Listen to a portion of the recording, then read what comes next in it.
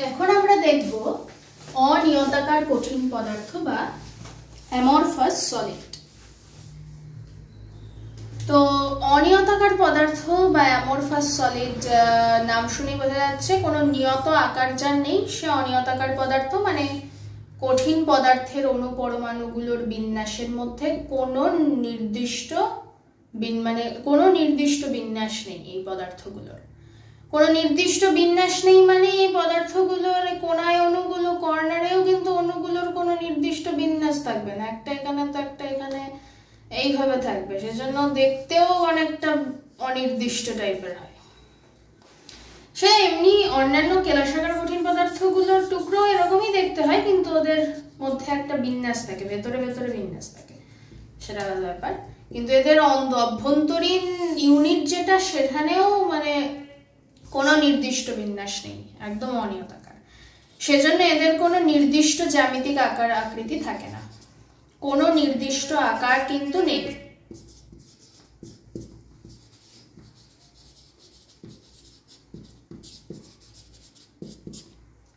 কোনো নির্দিষ্ট আকার নেই এবং স্বাভাবিকভাবেই যেহেতু এদের কোনো নির্দিষ্ট আকার টাকার নেই, সেজন্যে আর হ্যাঁ, আরেকটা কথা, যে একটা পয়েন্ট আছে এখানে, যে একটা অনিয়তাকার পদার্থের এই যে অণুপরমাণুগুলো আমি বলছি কোনো নির্দিষ্ট বিন্যাস নেই, এই অণুপরমাণুগুলো কিন্তু কিছু একটা জায়গায় হয়তো এদের একটা নির্দিষ্ট বিন্যাস দেখা গেলেও দেখা যেতে পারে, কিন্তু সেটা এই ছোট্ট রেঞ্জেই থাকবে, সম্পূর্ণই এটাই হবে না। এখানে হয়তো আবার একটু সুবিন্যাস দেখা গেল, এখানে দেখা গেল এরকম একটা বিন্যাস আছে, মানে কিছু কিছু ছোট ছোট জায়গায় দেখা যাচ্ছে ও সুনির্দিষ্ট জ্যামিতিক আকার আছে, কিন্তু গোটা কেলাস মানে গোটা পদার্থটাই কিন্তু নেই, মানে অ্যাভারেজ দেখতে গেলে নেই। তাহলে এখানে ওই জন্যই কথাটা আসে যে কঠিন সুনির্দিষ্ট কোনো আকার নেই, এবং যদি সুনির্দিষ্ট আকার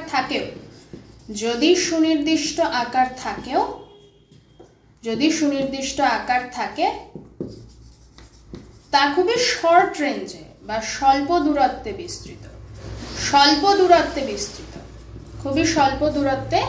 বিস্তৃত।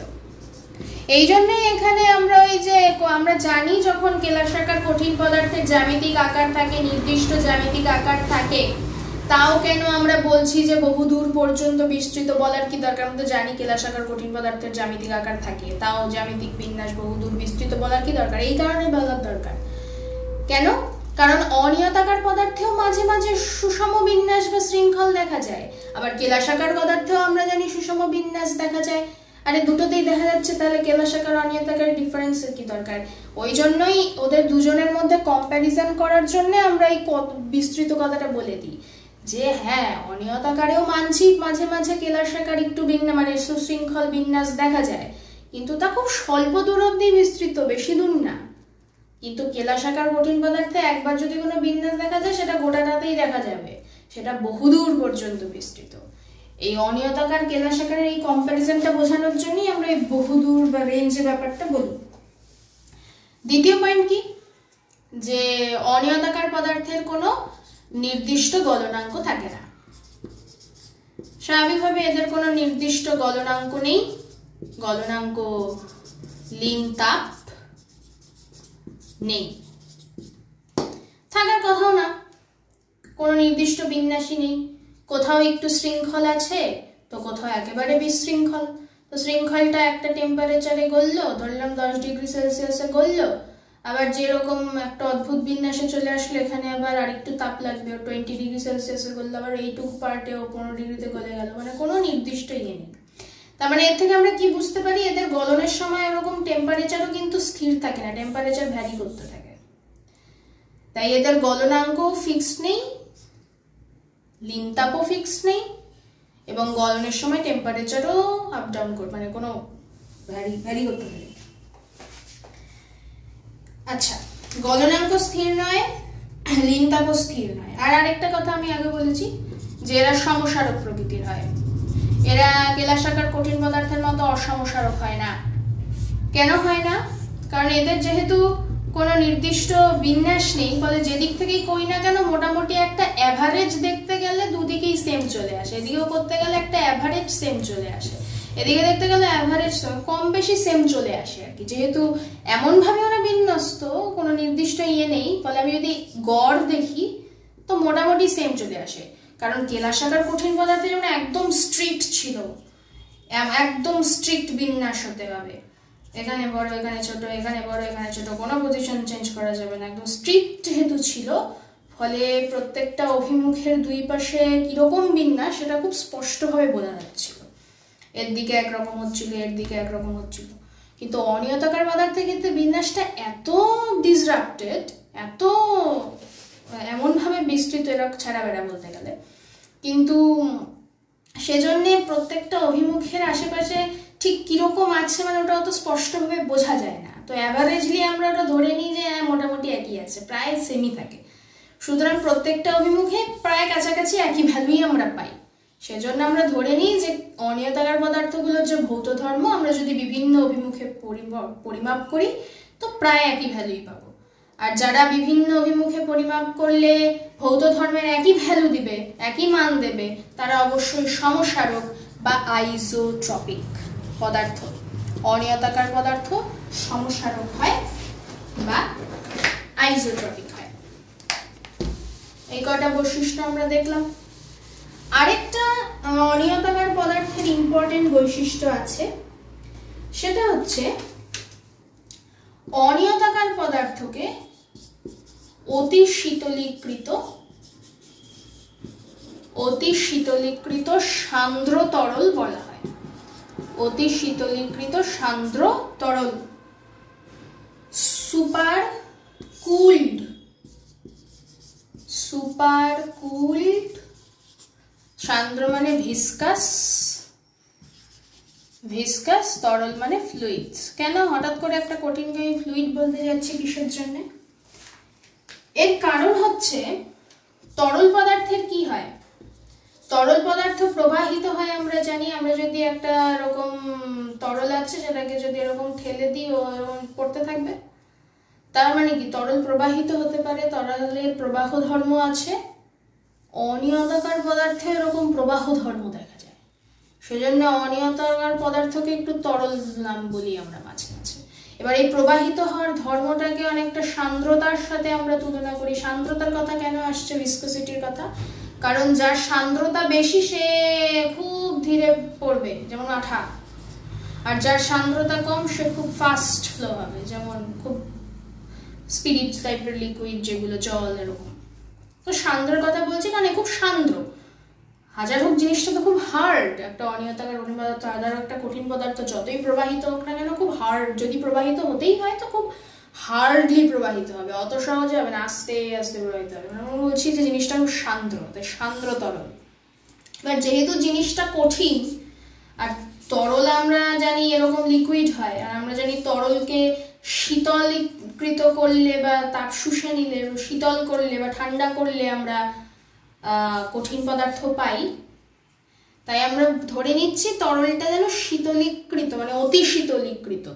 কেন? কারণ হাজার হোক তো অনিয়তাকার কঠিন পদার্থ, এবং অনিয়তাকার পদার্থটা যেন ঠান্ডা করা তরল, কারণ শক্ত থাকে, ও তো একটা কঠিন পদার্থ, কঠিন অবস্থায় থাকে। আমরা ধরে নিচ্ছি ও যেহেতু তরলের ধর্ম শো করছে, আমি ধরে নিচ্ছি ও তরল, কিন্তু আমি ওকে দেখছি কঠিন অবস্থায়, তার মানে আমি ধরে নিচ্ছি ওকে ঠান্ডা করা হয়েছে, ও একটা cooled fluid, super cooled fluid. এক্সাম্পলও আছে যে অনিয়তাকার পদার্থ আমাদের তরল প্রবাহ ধর্ম শো করে। কিরকম? যেমন কাঁচ হচ্ছে একটা অনিয়তাকার পদার্থ। পুরোনো দিনের যে বাড়িগুলো হয়, এরকম রঙিন রঙিন কাঁচ থাকে, তাদের যে এরকম কাঁচগুলো থাকে, তো নিচের দিকের কাঁচগুলো দেখা যায় এই দিকটা একটু কেমন ঘোলাটে ঘোলাটে দেখায়। এখান থেকে যদি আমরা চোখ রাখি আমরা দেখবো একটু কেমন যেন খুব মোটা কাচের পেছন দিয়ে কাটালে যেমন সবকিছু একটু বড় বড় ঘোলাটে ঘোলাটে টাইপের দেখায়, এরকম নিচগুলো এরকম দেখায় ঘোলাটে ঘোলাটে, উপর দিকগুলো কিন্তু অত মনে হবে না। এটা কেন হয়? কারণ ওই জানলার কাঁচগুলো অনেক বছর ধরে আস্তে আস্তে মাধ্যাকর্ষণের প্রভাবে এরকম একটু নিচের দিকে ফ্লো করে গেছে, ফলে নিচের দিকে কাঁচটা হালকা একটু বেশি হয়ে গেছে। আর ঘন হয়ে যাওয়াতে ওখানে একটু মোটা কাচের মধ্য দিয়ে দেখছি মনে হয়, কিন্তু উপরের দিকের কাজগুলো কিন্তু অত মোটা মনে হয় না। তো এটা একটা কাচের প্রবাহের উদাহরণ আর কি।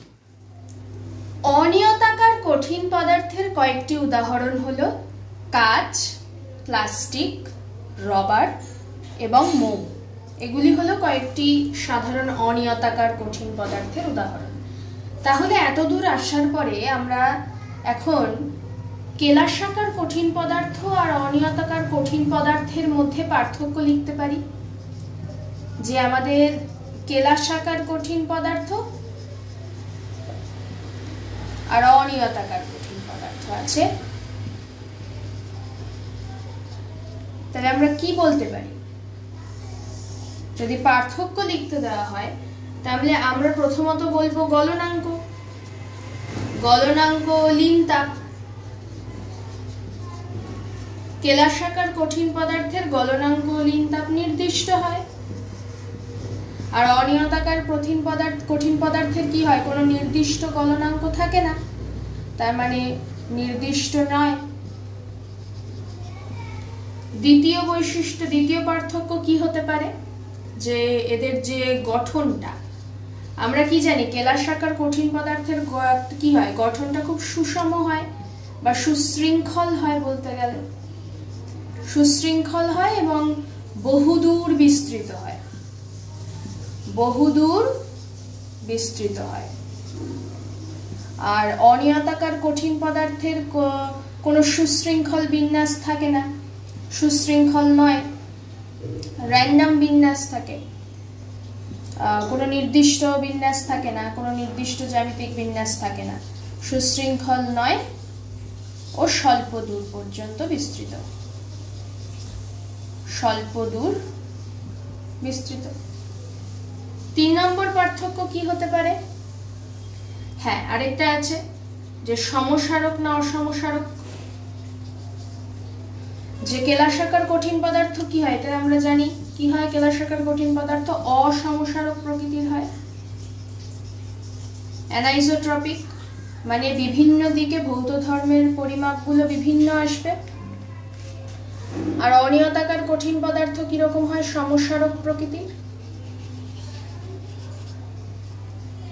চতুর্থ পার্থক্য কি? চতুর্থ পার্থক্য হচ্ছে জ্যামিতিক আকার। কেলাসাকার কঠিন পদার্থের কি সুনির্দিষ্ট জ্যামিতিক আকার থাকে? থাকে। অনিয়তাকার কঠিন পদার্থের কি থাকে? থাকে না। তাহলে থাকে না। ঠিক আছে। 5 নম্বর আমরা কি বলতে পারি? ওই যে অতি শীতলীকৃত সান্দ্র তরলের প্রপার্টিটা, যে অতি শীতলীকৃত সান্দ্র তরল, যেটা কেলাসাকার কঠিন পদার্থ কি অতি শীতলীকৃত সান্দ্র তরল হয়? হয় না, নয় বা হয় না। আর অনিয়তাকার কঠিন পদার্থ অতি শীতলীকৃত সান্দ্র তরল হয়। সেজন্য কেলাসাকার কঠিন পদার্থ আমাদের প্রবাহ ধর্ম কিন্তু দেখায় না, কিন্তু অনিয়তাকার কঠিন পদার্থে একটু হলেও প্রবাহ ধর্ম দেখা যায়। এখানে আমরা একটা নতুন পদার্থের কথা জানি, সেটা হলো পলিক্রিস্টালাইন পদার্থ। এটা আবার কি? এই পদার্থটা একটা বিশেষ পদার্থ, এটা একটা আউট অফ বাউন্ডারি নলেজ। সেটা কি? যে আমরা কিছু কিছু পদার্থ থাকে যাদেরকে বাইরে থেকে দেখে অনিয়তাকার মনে হয়, কিছু পদার্থ থাকে যাদেরকে বাইরে থেকে দেখে অনিয়তাকার মনে হয়, কিন্তু আসলে তারা ভেতরে অনেকগুলো কেলাসাকার কঠিন পদার্থের সমন্বয়। কিরকম? এর সবচেয়ে ভালো উদাহরণ হচ্ছে পাউডার। পাউডার কি হয়? পাউডারকে এরকম দেখি তো আমরা, পাউডারকে বাইরে থেকে দেখে মনে হয় আরে কোনো নির্দিষ্ট আকারই নেই, কোনো কেমন গুঁড়োর মতো, কোনো বিন্যাস আছে কেমন ঝুরঝুরে, কোনো বিন্যাস নেই। তো পাউডারকে কিন্তু অনিয়তাকার কঠিন পদার্থ ধরা হয়, কিন্তু আমরা যদি খুব গভীরে পর্যবেক্ষণ করি তাহলে পাউডারের এই এক একটা ছোট কণা কিন্তু এক একটা কেলাস। সেই কণাগুলোকে যখন আমরা পর্যবেক্ষণ করি আমরা দেখতে পাই সেই কণাগুলোর প্রত্যেকটা নির্দিষ্ট জ্যামিতিক আকার আছে, আর জ্যামিতিক আকার থাকলে কি হবে, তারা কেলাসাকার হবে। এই প্রত্যেকটা পাউডারের কণা কিন্তু একটা ছোট ছোট কেলাসাকার পদার্থ, কিন্তু ওরা যখন অনেকগুলো পাউডারের কণা যখন একসাথে পাউডার হিসেবে থাকে তাদেরকে কিন্তু আমরা অনিয়তাকার পদার্থ ধরি। তাহলে একটা অনিয়তাকার পদার্থ কিন্তু বাইরে থেকে দেখে মনে হচ্ছে, কিন্তু ভেতরে প্রত্যেকটা কণা কিন্তু আসলে কেলাসাকার কঠিন পদার্থ। তাই এরকম পদার্থকে বলা হয় পলিক্রিস্টালাইন পদার্থ। কেলাসাকার যেগুলোকে বাইরে থেকে দেখে অনিয়তাকার পদার্থ মনে হয়, কিন্তু ভেতরে তারা হচ্ছে আসলে খুব ক্ষুদ্র ক্ষুদ্র কেলাসাকার কঠিন পদার্থের সমষ্টি। তো এই ক্ষুদ্র ক্ষুদ্র প্রত্যেকটা কেলাসাকার পদার্থের কণাকে বলা হয় ক্রিস্টালাইট, এগুলোকে বলে ক্রিস্টালাইট। এটা একটা বিশেষ ধরনের পদার্থ ছিল, যাই হোক এটা মানে হচ্ছে কয়রফল আর কি, এভাবেও লেখে। এবার আমরা দেখব কেলাসাকার আর অনিয়তাকার কঠিন পদার্থের মধ্যে একটা পারস্পরিক সম্পর্ক, কেলাসাকার ও অনিয়তাকার পদার্থের একটা সম্পর্ক। আমরা তো দেখেছি যে কঠিন তরল আর গ্যাস একে অপরের মধ্যে রূপান্তরিত হতে পারে, কঠিনকে তাপ দিলে তরলে পরিণত হয়। তাহলে পদার্থের তিনটি অবস্থার মধ্যে তো পারস্পরিক রূপান্তর হয়, কিন্তু এই কঠিন পদার্থের যে দুটি অবস্থা আছে তাদের মধ্যে কি পারস্পরিক রূপান্তর হয়? উত্তর হলো হ্যাঁ, হয়। কিভাবে হয়? কেলাসাকার পদার্থকে আমরা যখন তাপ দিয়ে সম্পূর্ণ গলিয়ে তরলে পরিণত করে নেব, তারপরে সেই তরলকে খুব দ্রুত আমাকে ঠান্ডা করতে হবে, খুব দ্রুত ঠান্ডা করতে হবে। কথাটা ইম্পর্টেন্ট, কেন সেটা পরে বলছি। কেলাসাকার কঠিন পদার্থকে তাপ দিয়ে গলিয়ে তরলে পরিণত করতে হবে, তারপরে সেই তরলকে ঠান্ডা করতে হবে, মানে সেই তরল থেকে তাপ শুষে নিতে হবে, নেগেটিভ করতে হবে ডেল্টা, এবং দ্রুত করতে হবে, তবেই সেটা অনিয়তাকার পদার্থে পরিণত হবে। কেন?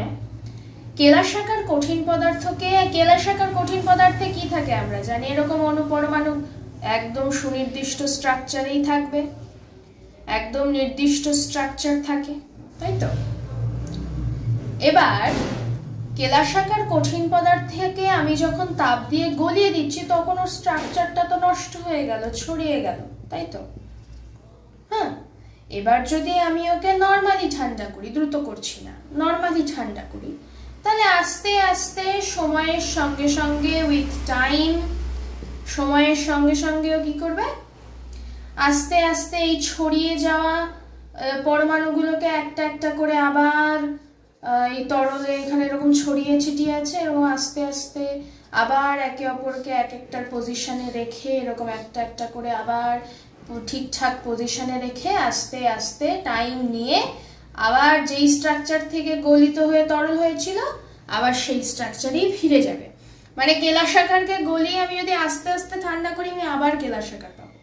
কিন্তু এখানে যদি আমি একটা টুইস্ট করি, আমি যদি ওকে সময়ই না দিই, খুব দ্রুত ঠান্ডা করে দিলাম, মানে একবারে 100 ডিগ্রি সেলসিয়াস থেকে ধপ করে টেম্পারেচার আমি 0 ডিগ্রি সেলসিয়াসে নামিয়ে দিলাম, কোনো টাইম দিলাম না, সঙ্গে সঙ্গে গলি করি, তাহলে একটা ও যে আমরা কি জানি কেলাসাকার কঠিন পদার্থের সব তো একটা নির্দিষ্ট পজিশনে থাকে, সেই পজিশনে আসতে গেলে কণাগুলোর তো একটু টাইম লাগবে। আমি যদি ওকে সেই টাইমটাই না দিই তাহলে কণাগুলো যে এরকম তরলের মধ্যে ছড়িয়েছিল ও আর ওরকম নির্দিষ্ট পজিশনে আসার টাইম পাবে না, ফলে কি হবে, কিন্তু তাপ তো ওর কাছে নেই, ফলে ও তরল অবস্থায় তো থাকতে পারবে না, ও সঙ্গে সঙ্গে এখানেই জমে একটা এরকম কঠিন পদার্থে পরিণত হয়ে যাবে, এবং অণুগুলো ঠিক মানে পজিশনে যাওয়ার টাইমই পেল না, এখানেই যে অবস্থা ছিল সেখানেই জমে গেল।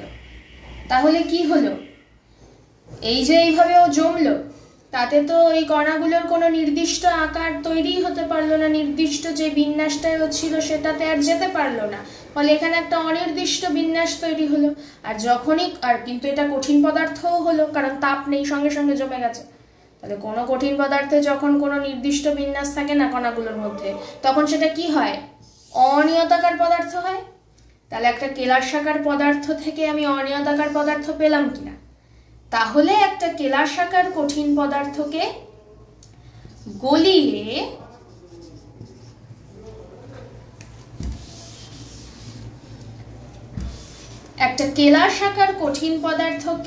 গলিয়ে যদি দ্রুত ঠান্ডা করা হয় তাহলে সেটা অনিয়তাকারে পরিণত হয়। এর একটা খুব সুন্দর উদাহরণ আছে, সে হচ্ছে একটা পদার্থ আছে সিলিকা বলে। সিলিকার ফর্মুলা হচ্ছে SiO4। একটা সিলিকন এরকম থাকে, তার চারদিকে চতুস্তলক রূপে অক্সিজেনের 4টা অ্যাটম থাকে, এরকম একটা চতুস্তলক ফর্ম করে। এই যে এরকম অক্সিজেন 4টা থাকে, তো এই একটা তল, এই যে এই তলটা একটা, তারপরে এই তলটা একটা, তারপরে এই 3জন মিলে একটা তল নিচের দিকে ফর্ম করে, আর এই যে 4টা অক্সিজেন থাকে, আর ওই যে পিছনের দিকে মাঝখানে একটা এটা একটা তল, এটা একটা তল, হ্যাঁ, আর নিচের দিকে একটা তল থাকে, তো মাঝখানে সিলিকন থাকে যে 4টা বলছি, এটা একটা তল, এটা একটা তল, এই নিচের দিকে একটা তল, আর ওই যে এই 3টা অক্সিজেন পেছনের দিকে এই আরেকটা তল ফর্ম করে। 4টা তল ফর্ম করে বলেই নাম চতুস্তলক। চতুস্তলক রূপে 4টা অক্সিজেন পরমাণু, এই মাঝখানে সিলিকন থাকে, কিন্তু হাওয়ায় ভাসে, মাঝখানে থাকে স্পেসের মধ্যে, এই 4 জনের স্পেসে মাঝখানে থাকে সিলিকন থাকে। তার চারদিকে এরকম 4টা অক্সিজেন পরমাণু চতুস্তলকের মতো থাকে। কিভাবে থাকে? কারণ আমরা জানি সিলিকন একটা গ্রুপ 4 অ্যাটম। গ্রুপ 4 মানে ওর বহিঃতম কক্ষে সবচেয়ে বাইরের যে কক্ষে, যেখানে 4টা ইলেকট্রন থাকে, সেই 4টা ইলেকট্রন অক্সিজেন 4টা অক্সিজেন অ্যাটমকে ধরে রাখে। এভাবে স্ট্রাকচার ফর্ম হয়, এগুলো অন্যদিকে চলে গেল। এগুলো পরে আমরা পাবো বিভিন্ন অ্যাটমস যখন আমরা পড়ব, পি ব্লক, এন ব্লক, এসব। যাই হোক, তো এই যে আমরা বললাম যে এটাই সিলিকা ফর্ম করে, যে একটা সিলিকন আর 4টা অক্সিজেন আছে, ঠিক আছে? তো এটা একটা কেলাস। ওই যে আমরা যখন বলি না যে কেলাসের প্রত্যেকটা স্ট্রাকচার সমানভাবে থাকে, এই সিলিকনগুলো এরকম প্রত্যেকটা এরকম সেম ভাবে থাকবে, এরকম পরপর সেম ভাবে থাকবে, এরকম পরপর থাকতে থাকতে থাকতে থাকতে ও সিলিকার একটা কেলাস তৈরি করে। কিন্তু আবার ব্যাপারটা হচ্ছে, যে বললাম কেলাসাকার পদার্থকে তাপ দিয়ে গলিয়ে ঠান্ডা করলে অনিয়তাকার পদার্থে পরিণত হয়, যেখানে একটা এরকম থাকলো, তার একটা এরকম থাকলো, একটা এরকম থাকলো, তো এই নির্দিষ্ট স্ট্রাকচারটা নষ্ট হয়ে যায়। তো ওরকমই সিলিকার ক্ষেত্রেও দেখা যায়। সিলিকার নর্মাল যে কেলাসাকার স্ট্রাকচারটা, যেখানে প্রত্যেকটা সিলিকার অণু মানে SiO4 অণুগুলো একদম স্ট্রাকচারের সঙ্গে থাকে, তখন সেটাকে বলে কোয়ার্টজ। তার নাম হচ্ছে কোয়ার্টজ, ঠিক আছে?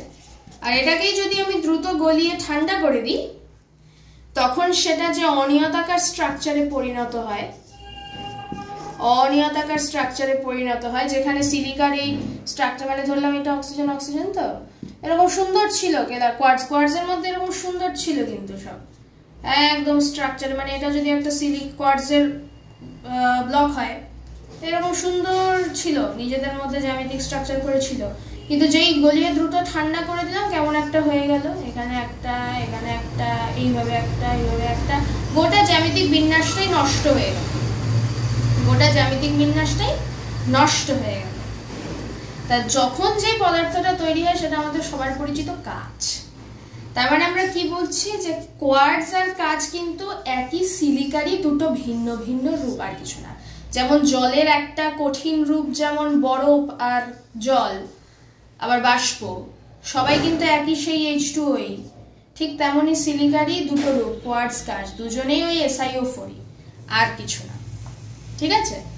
এইভাবে একটা কেলাসাকার পদার্থকে আমরা দ্রুত তাপ দিয়ে গলিয়ে দ্রুত ঠান্ডা করলে অনিয়তাকার পদার্থ পাই, এবং কোয়ার্টজকে আমরা কাঁচে পরিণত করতে পারি। এরা দুজনেই সিলিকারই, ঠিক আছে? এই একটা উদাহরণ আছে। এর একটা উদাহরণ হচ্ছে, আবার আমরা সেই পুরানো দিনের বাড়ির কাঁচের জানলায় ফিরে যাই। পুরানো দিনের বাড়ির যে জানলাগুলো, তাদের যে শাসিগুলো, পুরানো দিনের জানলার যে শাসিগুলো থাকে, কাঁচ থাকে তো, মানে সিলিকা থাকে, SiO4 থাকে, তো সেখানে কি হয়, সিলিকা কি মানে কাঁচ তো অনিয়তাকার পদার্থ, থাকে অনিয়তভাবে থাকে। এবার যখন সূর্য থেকে তাপ আসে কি হয়, একটু জায়গাটা গলে যায়, একটু হালকা হালকা গলে, খুব স্লো ঘটে। ওই জন্য বলছি বহু পুরনো। কেন? Because it needs time. এগুলো সব টাইমের ব্যাপার, আজ অনেক বছরের ব্যাপার। এবং আস্তে আস্তে এদের মধ্যে খুব, যে কোনো প্রক্রিয়া খুব আস্তে আস্তে হয়।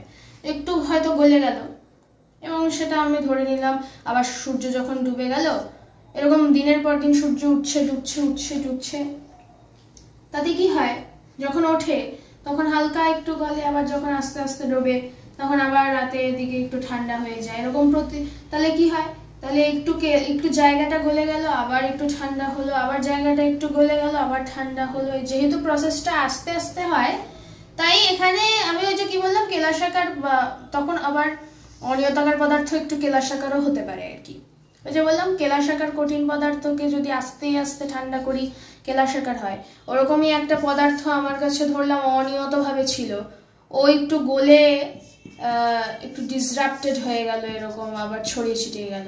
কিন্তু সেটাকে যদি আস্তে আস্তে ঠান্ডা করি, ও তো চাইবে আমি আবার আমার পুরাতন অবস্থায় ফিরে যাই। এরকম আস্তে আস্তে ও হয়তো সময় যখন পাচ্ছে ও কাজ সুন্দর করে করবে। সময় পাচ্ছি তাহলে আস্তে আস্তে নিজেকে সাজাই, সুন্দর করে সাজানোর চেষ্টা করে, সুনির্দিষ্ট জ্যামিতিক আকার পায়, মানে আবার কেলাস হয়ে যায়। এই জন্য যখন টাইম পাচ্ছে আর গলে যাচ্ছে আর ঠান্ডা হওয়ারও যথেষ্ট সময় পাচ্ছে, তখন ও একটু সুন্দর করে নিজেদেরকে ঠিক আবার জ্যামিতিক বিন্যাসে তৈরি করে, তো কিছু জায়গা আবার কেলাস হয়ে যায়। সবটা হয় না, সবই প্রসেস খুব স্লো। আবার পরের দিন কিছু জায়গা আর একটু কেলাস করলে, এভাবে অনেক লং টাইম ধরে এরকম দিনে রাত্রে সূর্যের উষ্ণতার ইয়েতে এরকম কাচের কিছু কিছু জায়গা কেলাস হয়ে যায়, আবার কিছু কিছু জায়গা অনিয়তাকারী থেকে যায়, কারণ কাচ নিচে তো অনিয়তাকার আচরণ।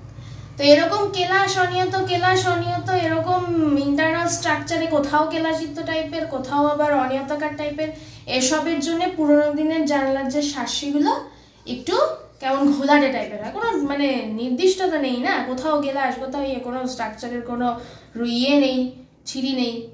তো সেই জন্য গাছের শাসিগুলো একটু ঘোলাটে, কেমন মিল্কি দেখায়। এবার এটা কিন্তু ওই অন্য ওই অতি শীতলীকৃত সান্দ্র তরলের মাধ্যাকর্ষণের সাথে আলাদা, কিন্তু দুটো প্রপার্টি বোঝাচ্ছে। আমরা যেখানে বলছিলাম যে কাঁচ এরকম নিচের দিকে হালকা নেমে গিয়ে নিচের দিকটা ঘোলাটে করে দিচ্ছে, ওটা ছিল যে অনিয়তাকার পদার্থ প্রবাহিত হতে পারে সেই প্রপার্টি। আর এইখানে যে বলছি সূর্যের তাপে কমে কিছু জায়গা কেলাসিত হচ্ছে, আবার কিছু জায়গা হচ্ছে না, এটা হচ্ছে কেলাসাকার আর অনিয়তাকারের পারস্পরিক রূপান্তরের প্রপার্টি। এবার তাহলে প্রশ্ন আসে, তাহলে পুরোনো দিনের বাড়ির কাঁচগুলো যে মোটা থাকে নিচের দিকে, তাহলে সেটা কার জন্য হয়, এর জন্য না এর জন্য? সেটার ফলাফল এই দুটোর জন্যই হয়।